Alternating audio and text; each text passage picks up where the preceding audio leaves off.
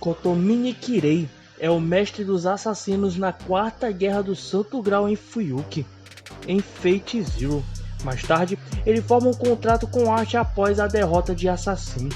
Este contrato persiste na quinta guerra do Santo Grau, em Fate Stay Night, onde ele também é nomeado supervisor da Guerra do Santo Grau e toma à força o contrato de Lancer depois de causar uma ferida fatal em seu mestre, Bazette.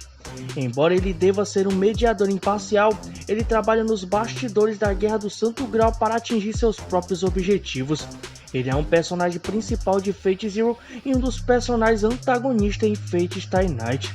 Kirei Kotomini nasceu em 28 de dezembro de 1967 como filho de Hisei Kotomini, que foi presenteado com Kirei em uma peregrinação. Kirei é uma palavra de oração, então Hisei o nomeou assim para que ele fosse puro e bonito. Ele cresceu de acordo com as expectativas de Hisei, mostrando moral e bom senso desde tenra idade, e foi perspicaz o suficiente para parecer precoce aos outros.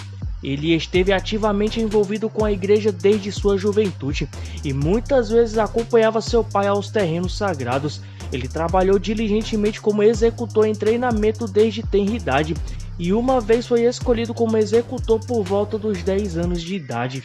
Embora ele entendesse que estava correspondendo às expectativas de seu pai, ele não o amava, não estava relacionado a ter que atender às expectativas e ele cresceu saudável.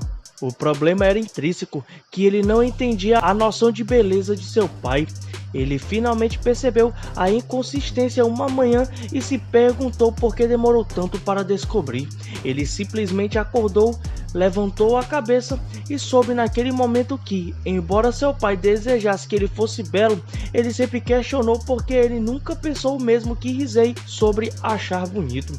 Entendendo que não estava de acordo com o mundo, ele trabalhou duro para corrigir esse erro, tentando ser puro e belo. Ao longo de sua adolescência, ele fez tudo o que podia para superar seu defeito depois de aceitar sua existência. Ele sofria de agonia, embora nunca soubesse se era realmente uma agonia, tentando buscar algo que lhe faltava desde o início. Em seguida, ele, como um pecador por natureza, deveria se punir seguindo a moral em que acreditava manter o equilíbrio do mundo. Tentou métodos para raspar a pele, arrancar carne e descolar ossos. Em vez de se entregar à sua condição, entregando-se ao prazer distorcido, ele tentou procurar dentro de seu próprio corpo o que não podia ser encontrado em sua mente. Tentou usar a dor mental, que é mais significativa do que a dor física para os missionários, e tentou se abster de comer durante seus atos piedosos. Depois de 10 anos dessas coisas, todos os seus purgatórios e sofrimentos foram inúteis para mudá-lo. Incapaz de chegar a uma epifania, chegou à única conclusão de que não tinha o bom senso de sentir uma felicidade normal. Ele se voltou para a religião com fervor para se tornar uma pessoa normal, acreditando que Deus poderia eventualmente trazer-lhe a salvação. O caminho que se tornou seu credo foi tornar-se padre e pregar como seu pai. Disse que Deus perdoa tudo, então ele também deve salvar alguém que não nasceu com isso. O resultado para ele foi trágico, pois ele obedeceu às regras de Deus, seguiu a lei e viveu modestamente sem resultados. Ele não conseguia encontrar maior prazer do que a dor dos outros. E embora os ensinamentos da igreja proíbam a imoralidade era tudo o que ele tinha na época. Não houve angústia nessa constatação porque sempre havia buscado algo que nunca existiu. Não havia nada perdido. Então não havia nada para lamentar.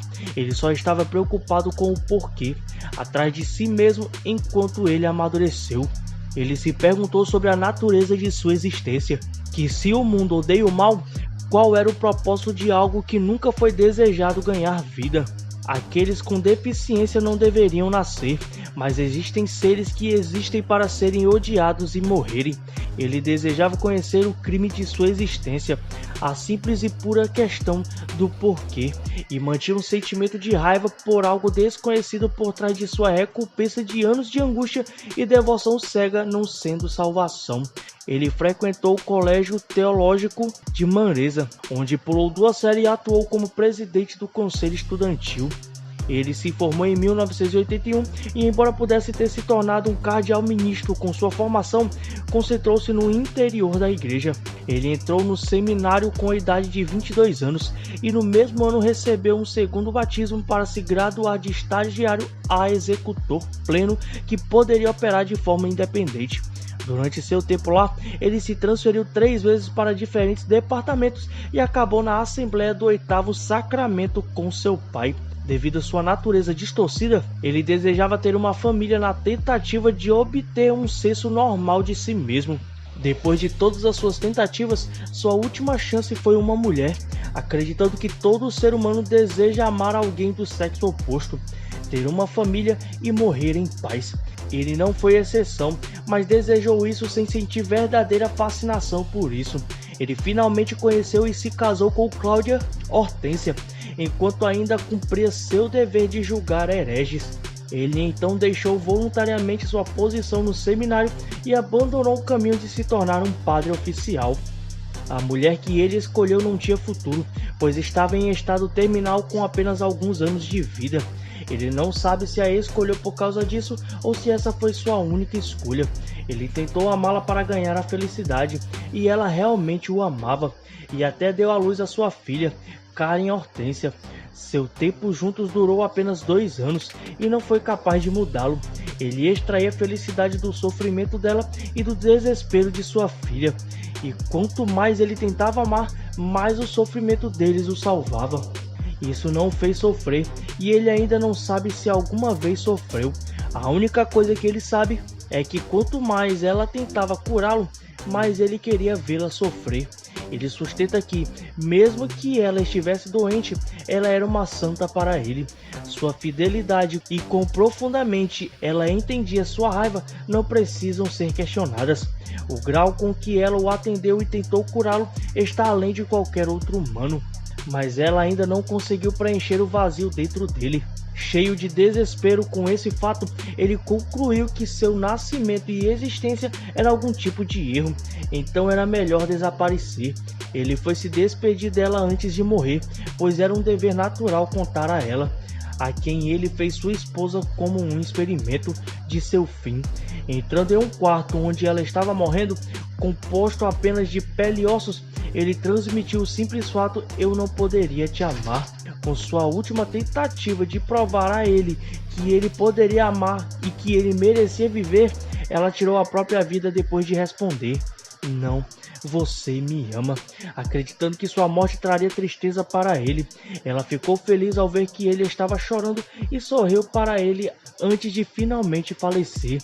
Essa era apenas a maneira como ela via as coisas, e em vez de chorar por sua morte, ele estava triste por perder a chance de matá-la e desfrutar de sua morte.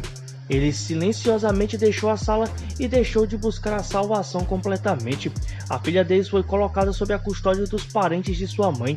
Em vez de se matar, ele trabalhou para a Assembleia do Oitavo Sacramento, concentrando-se no treinamento como executor.